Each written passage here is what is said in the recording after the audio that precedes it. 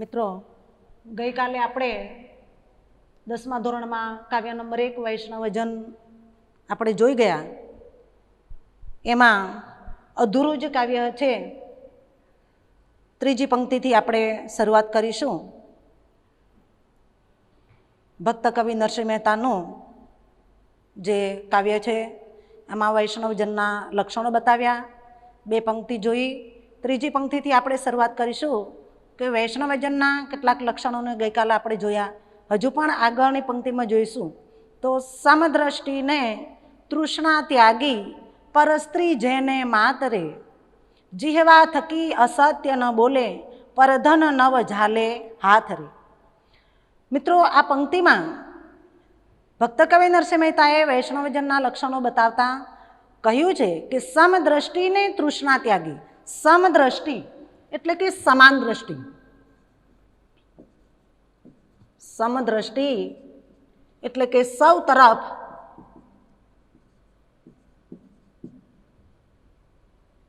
સમાન ભાવે જોવું.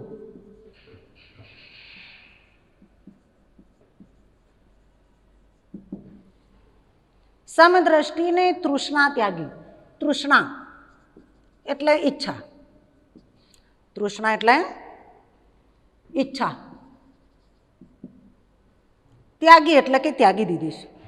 અર્થાત વૈષ્ણવજન જે છે, ભગવાનનો જે સાચો ભક્ત, કે જેને કહીએ કે આપણે ઈશ્વર પર જે શ્રદ્ધા રાખીએ છીએ, એ એવો જે વૈષ્ણવજન હંમેશા સૌ તરફ સમાન ભાવે જોવે છે.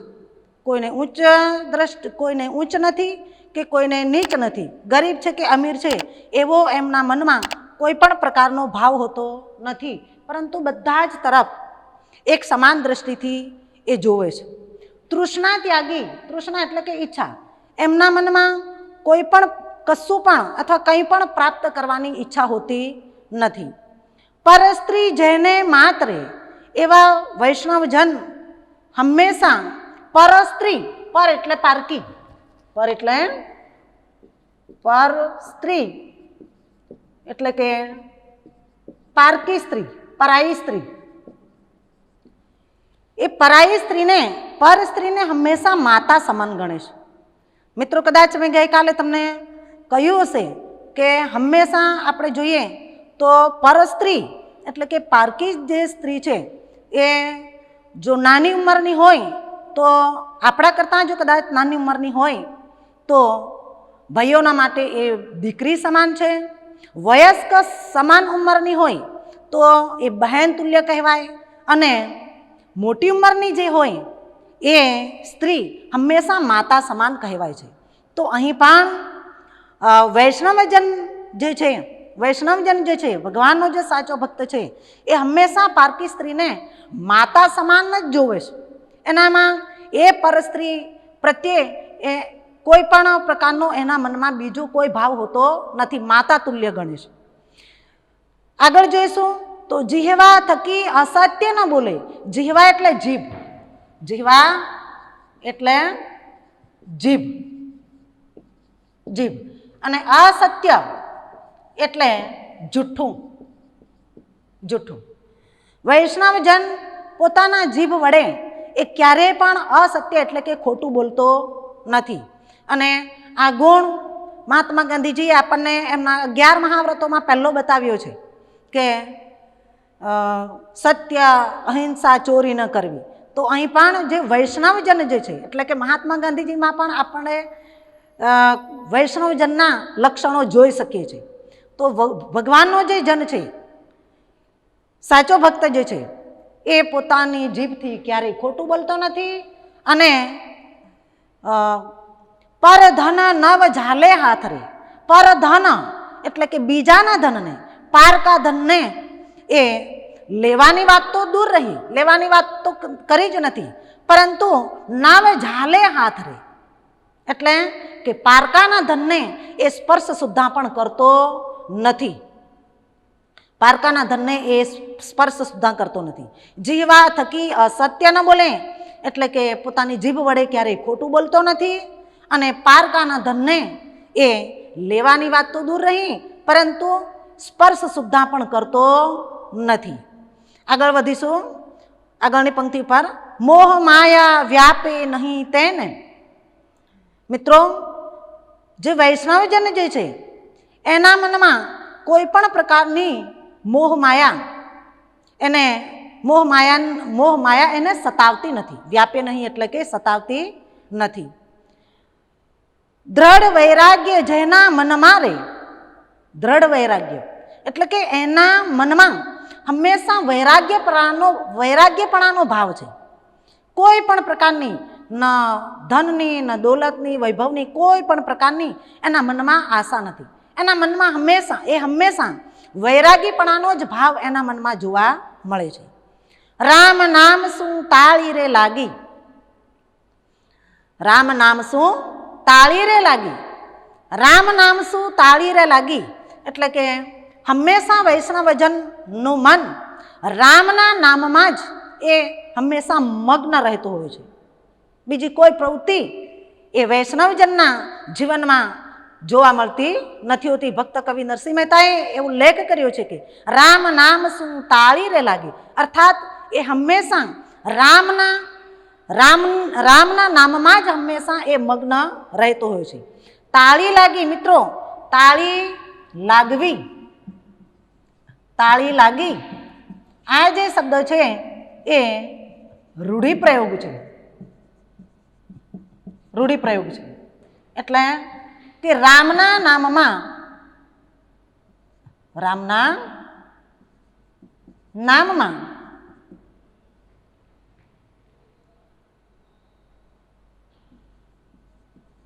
મગ્ન થવું અથવા તો લીન થઈ જવું. મિત્રો, પરીક્ષામાં આપણને રૂઢિપ્રયોગ પણ પૂછાય છે, જેથી કાવ્યની અંદર આવતું જે વ્યાકરણ છે એને પણ આપણે જોતા જઈશું. રામ નામ શું તાળી લાગી, સકળ તીરથ તેનામ તનમાં રે એટલે કે ભગવાનનો જે જન છે, વૈષ્ણવ જન જે છે એ હંમેશા રામના નામમાં જ એ મગ્ન રહે છે. સકળ તીરથ તેના તનમાં રે, એવા વૈષ્ણવજનના તનમાં બધા જ તીર્થોનો વાસ થયેલો જોવા મળે છે. વણ લોભીને કપટ રહિત છે, કામ ક્રોધ નિવાર્યા રે. વણ લોભી, આગળ જોઈશું તો વૈષ્ણવજનના મનમાં કોઈ પણ પ્રકારનો લોભ હોતો નથી. વણ એટલે નહીં અને લોભ એટલે લોભ એટલે કે કોઈ પણ પ્રકારની લોભની વૃત્તિ કે લાલચની વૃત્તિ વૈષ્ણવજનમાં જોવા મળતી નથી. કપટ રહિત છે એટલે કે એના મન, ચિત્ત કે બુદ્ધિમાં કોઈ પણ પ્રકારની કપટ અથવા તો કોઈ પણ પ્રકારનો કપટનો ભાવ હોતો નથી. કામ ક્રોધ નિવાર્યા રે. આગળ જોઈશું તો કામ ક્રોધ, કામ એટલે કામના, ઈચ્છા, અને ક્રોધ એટલે ક્રોધ. કામ ક્રોધ નિવાર્યા રે. વૈષ્ણવજનના મનમાં કોઈ પણ પ્રકારની લોભની ભાવના હોતી નથી. એમનું મન, ચિત્ત કે બુદ્ધિ માં ક્યારે કપટનો ભાવ હોતો નથી. એમણે હંમેશાના માટે કામ એટલે કે ઈચ્છા અને ક્રોધનો પણ હંમેશા એમણે ત્યાગ કર્યો છે. ભણે નરસૈયો તેનું દર્શન કરતા. મિત્રો, અહીં ભણે નરસૈયો તેનું દર્શન કરતા આ પંક્તિ જોઈશું ત્યારે કદાચ વિદ્યાર્થીઓના મનમાં, તમારા મનમાં એવો કદાચ આ પંક્તિ વાંચશો ત્યારે તમને કદાચ એમ થશે, ભણે નરસૈયો એટલે કે નરસિંહ મહેતા ભણે છે? ભણે ના, અહીં ભણવાના સંદર્ભમાં શબ્દ આપ્યો નથી મિત્રો, પરંતુ ભણે નરસૈયો એટલે કે ભણેનો અર્થ થાય છે કહે. ભણે એટલે કહે. ભક્ત કવિ નરસિંહ મહેતા કહે છે કે આવા વૈષ્ણવજન એટલે કે વૈષ્ણવજન કોણ છે, ભગવાનનો સાચો ભક્ત કોણ છે, એના તમામ લક્ષણોની આપણે કાવ્યમાં ચર્ચા કરી. અને અંતિમ પંક્તિમાં ભક્ત કવિ નરસિંહ મહેતાએ કહ્યું કે ભણે નરસૈયો તેનું દર્શન કરતા એટલે કે ભક્ત કવિ નરસિંહ મહેતાએ કહ્યું કે આવા વૈષ્ણવજનના દર્શન કરીએ તો કુળ 71 તાર્યા રે, કે જે કોઈ આવા વૈષ્ણવજનના દર્શન કરે એમના એક નહીં પરંતુ 71 પેઢીનો 71 કુળનો 71 પેઢીનો એમનો શું થાય છે, ઉદ્ધાર થાય છે, એવો અંતિમ પંક્તિમાં ભક્ત કવિ નરસિંહ મહેતાએ આપણને બતાવી દીધું છે. અને અહીં તમારું કાવ્ય પૂર્ણ થાય છે. મિત્રો, આ કાવ્ય નરસિંહ મહેતાના શ્રેષ્ઠ પદોમાંથી લેવામાં આવેલું છે. ગઈકાલે પણ તમને મેં જણાવ્યું હતું કે પ્રસ્તાવનામાંથી જે પ્રશ્ન પૂછાય એની સાથે સાથે આ કાવ્ય શેમાંથી લેવામાં આવ્યું છે, વૈષ્ણવજન કાવ્ય શેમાંથી લેવામાં આવ્યું છે, તો એનો ઉત્તર છે નરસિંહ મહેતાના શ્રેષ્ઠ પદોમાંથી. એટલે વૈકલ્પિક પ્રશ્ન જે છે વિભાગ એમાં પ્રશ્ન નંબર 1માં જે પ્રશ્ન પૂછાય છે એમાં આવો પ્રશ્ન તમને પૂછી શકાશે. તો મિત્રો, આ પ્રશ્ન પણ તમારી નોટબુકમાં તમે લખી અને એનો ઉત્તર લખી દેજો કે નરસિંહ મહેતાના શ્રેષ્ઠ પદોમાંથી વૈષ્ણવજન કાવ્ય પદ લેવામાં આવ્યું છે. ત્યારબાદ અહીં આપણે આખા કાવ્યમાં થોડુંક વ્યાકરણની પણ વાત કરતા જઈશું. તો અગાઉના તાસમાં મેં તમને અલંકારો ભણાવ્યા મિત્રો. તો એમાં શબ્દાનુપ્રાસનો જે ત્રીજો પ્રકાર તમને મેં ભણાવ્યો હતો, અંત્યાનુપ્રાસ, એમાં અંત્યાનુપ્રાસમાં પંક્તિના અંતે જ્યારે પ્રાસ રચાય છે તો અને એ વખતે મેં તમને કહેલું પણ ખરું કે આપણા પાઠ્યપુસ્તકના પદ્યમાં આપણને એવી પંક્તિઓ જોવા મળશે કે જે પંક્તિના અંતે પ્રાસ રચાયેલો હશે.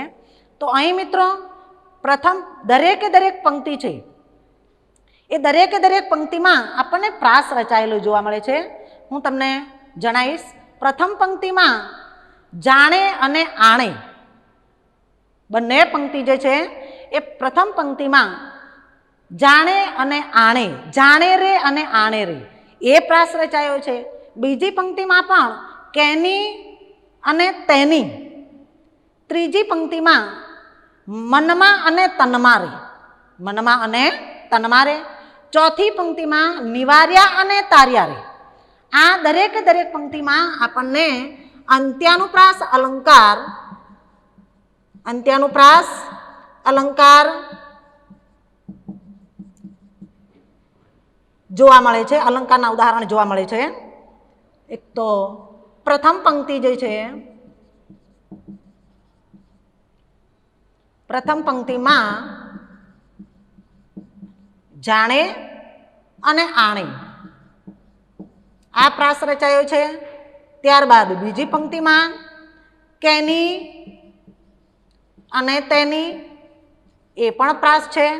એનાથી આગળની પંક્તિમાં મનમાં અને તનમાં, મનમાં અને તનમાં આ પણ પ્રાસ જોવા મળે છે. અને અંતિમ પંક્તિમાં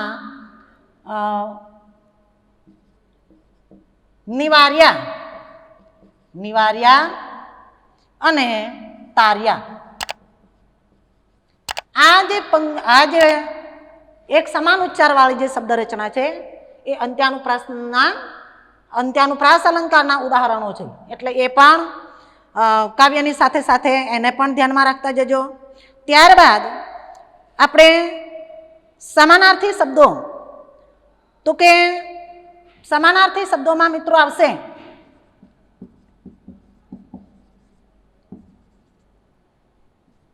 સમાનાર્થી શબ્દો, તો એ આવશે જનની એટલે જનેતા અથવા તો માતા.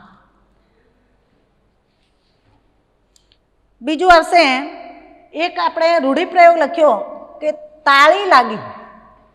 એના જેવો જ બીજો પણ રૂઢિપ્રયોગ છે મિત્રો, 71 કુળ તારવા. 71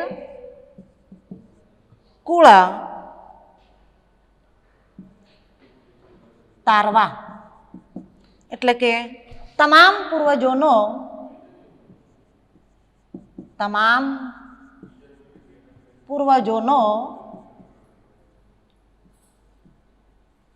ઉદ્ધાર કરવો, ઉદ્ધાર કરવો, આ પણ રૂઢિપ્રયોગ છે. એટલે આ કાવ્યમાંથી આપણે 2 રૂઢિપ્રયોગો લઈશું અને સમાનાર્થી શબ્દ લીધો, અંત્યાનુપ્રાસ અલંકારના ઉદાહરણો લીધા અને ત્યારબાદ એક આવશે સમાનાર્થી શબ્દ સમૂહ માટે એક શબ્દ. મિત્રો, શબ્દ સમૂહ માટે એક શબ્દમાં આપણે પંક્તિમાં જોઈશું તો ત્રીજી પંક્તિમાં પહેલો શબ્દ આપ્યો છે સમદ્રષ્ટિ. તો કે સમદ્રષ્ટિ કોને કહીશું? તો કે સમાન રાખનાર, સમાન દ્રષ્ટિ રાખનાર, જેને કહીશું આપણે સમદ્રષ્ટિ. એટલે આગળ વ્યાકરણમાં લખી શકશો શબ્દ સમૂહ માટે એક શબ્દ, એક શબ્દ. તો સમદ્રષ્ટિ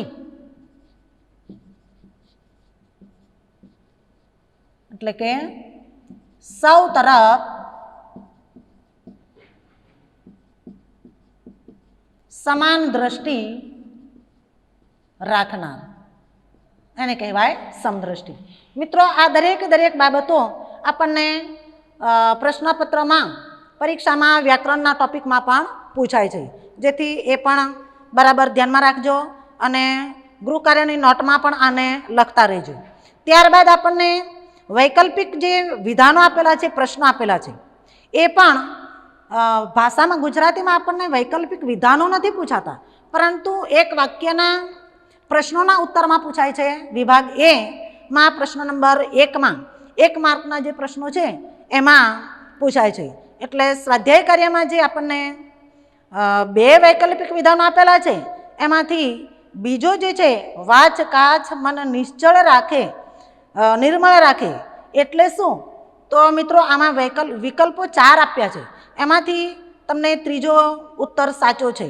વાણી, ચારિત્ર્ય અને મનને જે સ્થિર રાખે તે.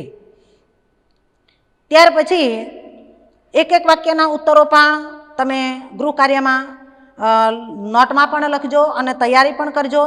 એમાં 2 પ્રશ્નો ઉમેરજો. કાવ્યના કવિ કોણ છે, સાહિત્ય પ્રકાર કયો છે, એ પણ લેજો. અને નરસિંહ મહેતાને આદિકવિ તરીકે ઓળખવામાં આવે છે, એ પણ પ્રશ્ન મૂકવાનો છે. ત્યારબાદ સવિસ્તર પ્રશ્નો જે છે એ સવિસ્તાર પ્રશ્નોમાં વિદ્યાર્થીઓ બરાબર ધ્યાનમાં રાખજો. પ્રશ્ન પરીક્ષામાં આ પ્રશ્ન મોસ્ટ આઈએમપી છે અને હંમેશા માટે પૂછાય જ છે કે ભક્ત કવિ નરસિંહ મહેતાએ વૈષ્ણવજનના કયા લક્ષણો જણાવ્યા છે તે તમારા શબ્દોમાં વર્ણવો. આ પ્રશ્ન ઉત્તર પણ તમે વ્યવસ્થિત રીતે તમને કાવ્યની જે સમજૂતી આપી એ અનુસાર તમે તમારી નોટબુકમાં તૈયાર કરી અને લખજો. આ ઉપરાંત તમારા માટે એક આપણે વધારાની પ્રવૃત્તિ જો લઈએ વિદ્યાર્થી પ્રવૃત્તિમાં, તો પ્રાર્થના સભામાં અથવા તો શાળા ચાલુ હોય તો આપણે પ્રાર્થના સભામાં કહીએ કે આના જેવા ભક્ત કવિ નરસિંહ મહેતાના અન્ય પદો આપણે એ એકઠા કરો અથવા તો કોઈક વિદ્યાર્થી કે વિદ્યાર્થીની આપણે પ્રાર્થના સભામાં એનું ગાન કરો, જેથી આપણે ભક્ત કવિ નરસિંહ મહેતાને યાદ કરીએ. તો એમના જે અન્ય પદો છે ભક્ત કવિ નરસિંહ મહેતાના, એ પદો તમે 1-2 પદ પણ તમારા ગૃહ કાર્યના ચોપડામાં લખી શકો. દાખલા તરીકે 1-2 તમને કાવ્યના શીર્ષક કહીશ. અખિલ બ્રહ્માંડમાં એક તું શ્રીહરિ, એ કાવ્ય પણ ભક્ત કવિ નરસિંહ મહેતાનું છે. ત્યારબાદ હુંડી, અને એ આપણે ભજન તરીકે પણ ગાઈએ છીએ કે મારી હુંડી સ્વીકારો મહા રાજ રે સાંભળા ગીરધારી, એ કાવ્ય પણ એમનું છે, પદ પણ એમનું છે. એટલે એવા પદો પણ તમે તમારી નોટમાં 1-2 પદો એકત્રિત કરજો.